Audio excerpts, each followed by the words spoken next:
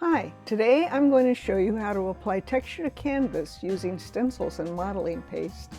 A lot of artists don't want to put texture on canvas because they're afraid it'll fall off. Here's a simple way to make it stay. I'm using matte medium first. I'm applying the matte medium to a canvas that has already been gessoed. I'm using a putty spreader to spread it around on the canvas. You don't have to have a putty spreader. You can use a credit card or even a brush. It's just the putty spreader is much faster and will get the matte medium spread out well.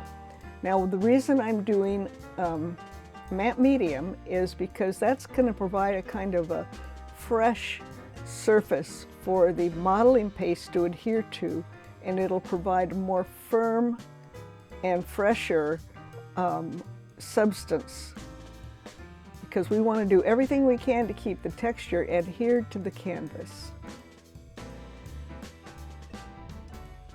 So you can see that I'm continuing to apply the modeling paste, you can see that I'm continuing to apply the matte medium and spreading it out and getting it nice coverage. Now I'm going to scoop it all up and put it in a separate container. That's because I don't ever put anything I've used back into the original container.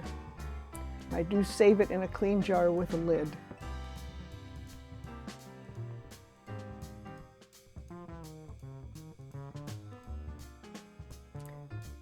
Now I'm just finishing up and getting any of the excess matte medium off of the canvas.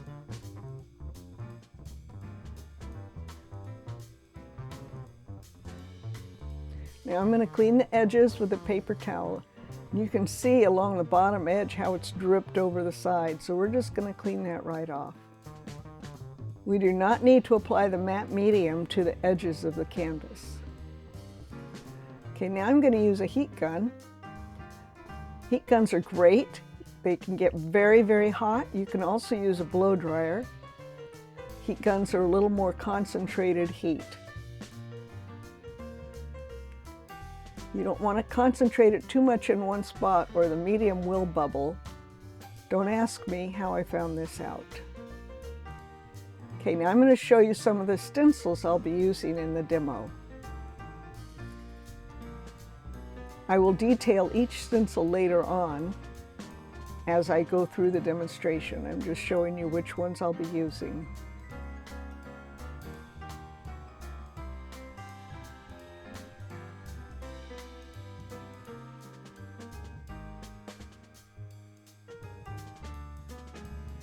That's a little credit card I'm going to use. Well, former credit card.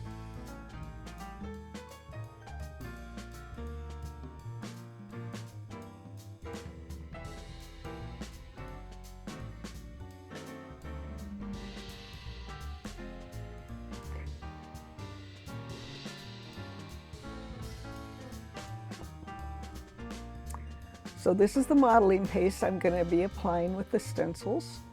Any modeling paste will do.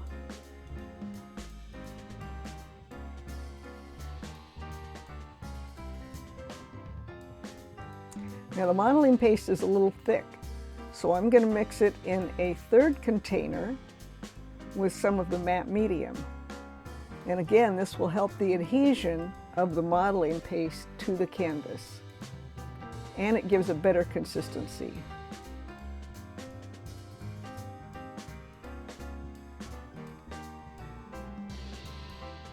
So I'm using a little tiny spatula here to stir the modeling paste together with the matte medium.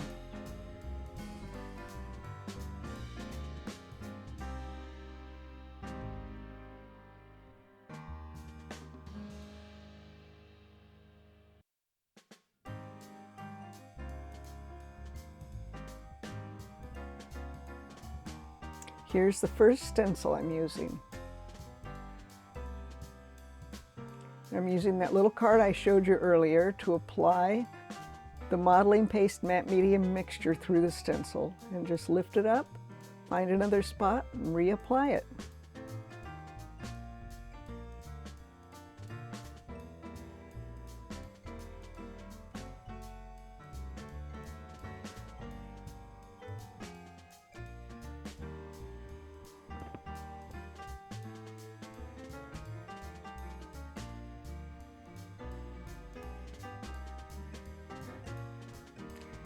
Here's another stencil.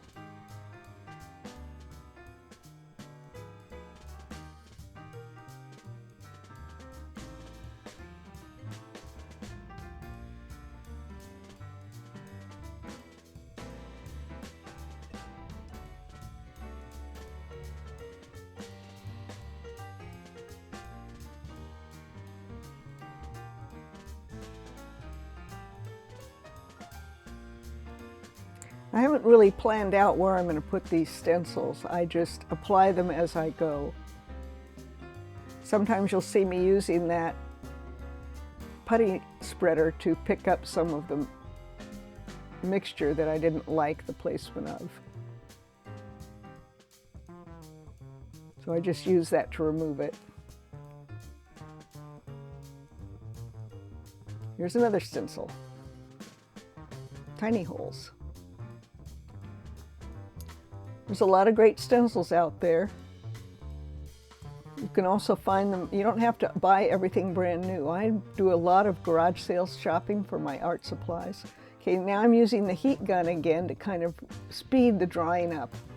And again, you don't want to get it too close because it will cause the modeling paste and the matte medium to bubble. And that kind of ruins the effect. Now I'm applying some of the stuff to the paper towel roll and using the paper towel roll as a texture device. And back to stencils.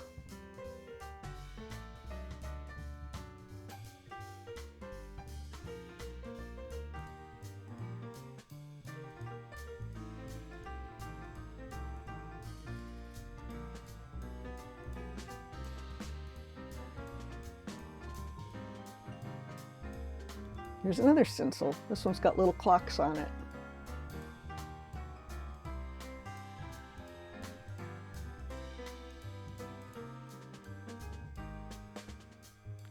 I think applying texture to a painting makes it a whole lot more interesting.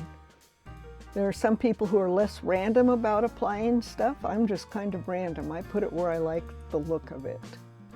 And if I don't like it, I take it off and do it somewhere else.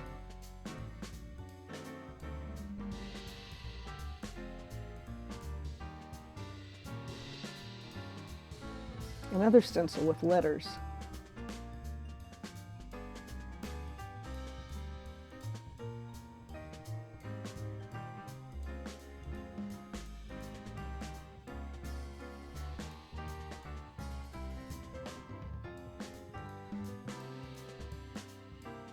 This is like little handwriting that doesn't really say anything at all.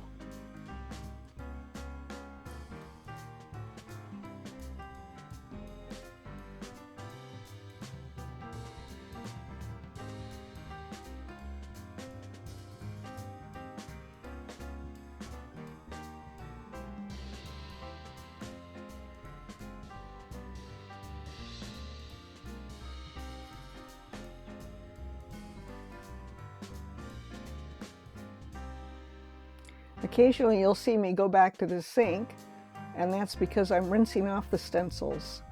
I don't want the modeling paste matte medium to dry in the stencil. I keep my stencils very clean, or as clean as possible, so that they're easy to reuse.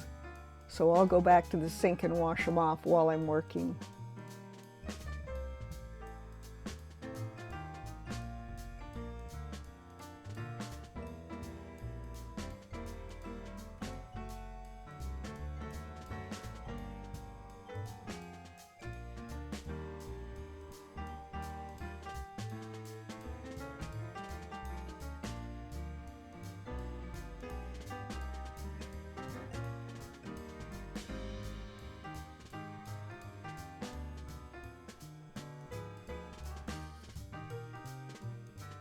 Another stencil, I think this is the final one. Little drops. Splatters even.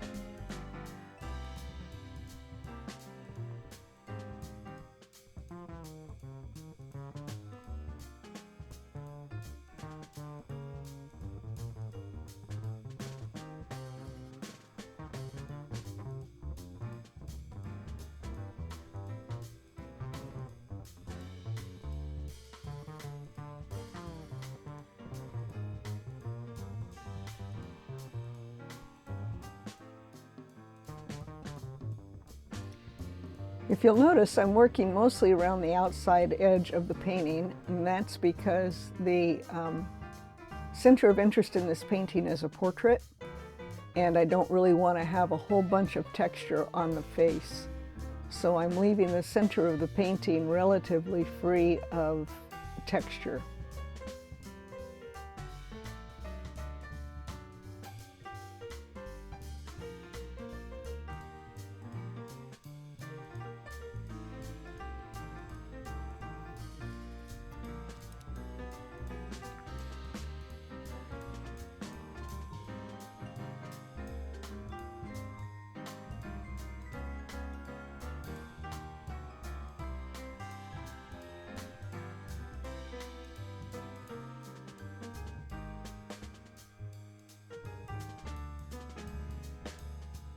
I'm not trying to spell out any words with this stencil, I'm just putting random letters on it where I want them to be.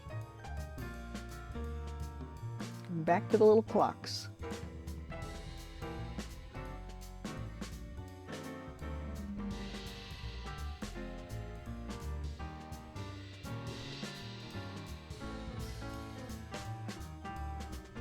You may have noticed I changed to using a palette knife for applying these smaller stencils. And that's because the credit card was just a little bit too big to control on the smaller stencils.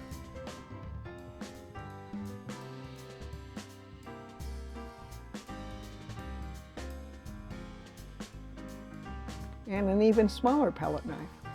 Okay, so now the canvas is all dry. It's the next day. I let it dry overnight, and I'm going to apply some gold gesso to it. Daniel Smith makes this gold gesso. It's a lovely stuff, and it's a great way to underpaint a painting. I'm going to leave some of the gold gesso showing through in the final piece. Now you can start to see where all the texture has been laid down. You couldn't really see it before. And of course I'm painting the edges. The reasoning for painting the edges with the gold gesso is one, consistency, and two, I plan on leaving the edges of this painting out to show. This is a gallery wrap canvas, and I'm not going to frame it.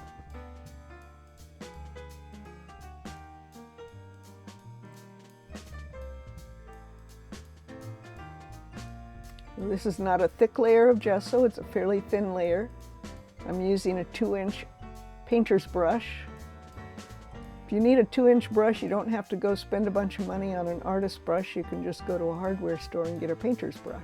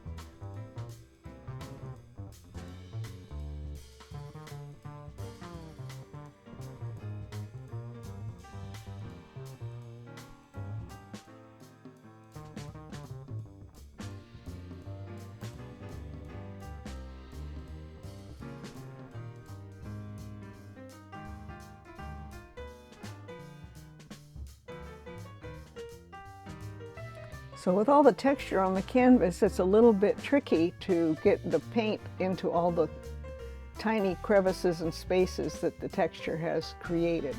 So I do spend some time here at the end looking at it and making sure that I've got every little crevice filled with paint. That's not to say that there's a lot of paint on this, it's just to say that there's a lot of surface area because of the texture, creating additional surface area.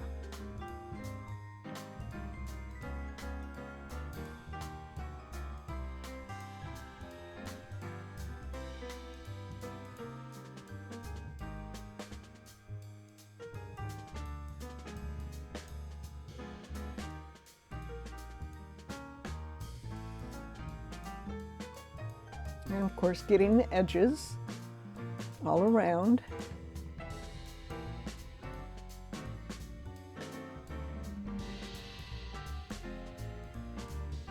I invited an artist friend to come over and help me, and she's, so you saw her hand there popping in.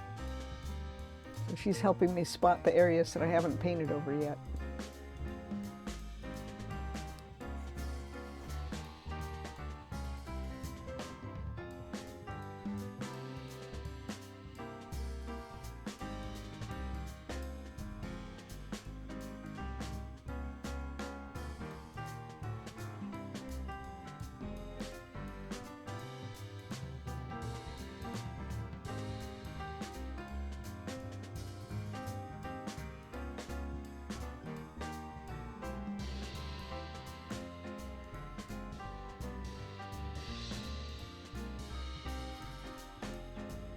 So now I'm just doing the final touch-ups, getting all the, there's my friend's face helping me look for those spots. Getting all the little spots covered up with gold. And then what I'm going to do is I'm going to let this sit overnight for at least 24 hours before I start painting on it. I'll be painting on this with oil, because all these mediums I've used on this are acrylic. You can also paint on it with acrylic. But I'll be painting over it with oil. And as you know, you can always paint oil over an acrylic medium, but you don't ever want to paint acrylic over an oil medium, because the acrylic will not adhere to the oil.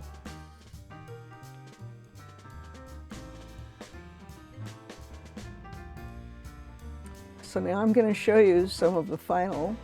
There's the final canvas. Here's a close-up of the texture. There's another one. You can see the little clock. There's another close-up. Now I'll show you the painting. This is the final painting. It's called Persephone Rising. Here's some detail where you can see the texture under the painting. Thank you so much for watching my video today. Please comment down below and let me know if you'd like to see more videos like this, or if you'd like to see me teach on any other subjects. Thank you so much for your time. Bye-bye.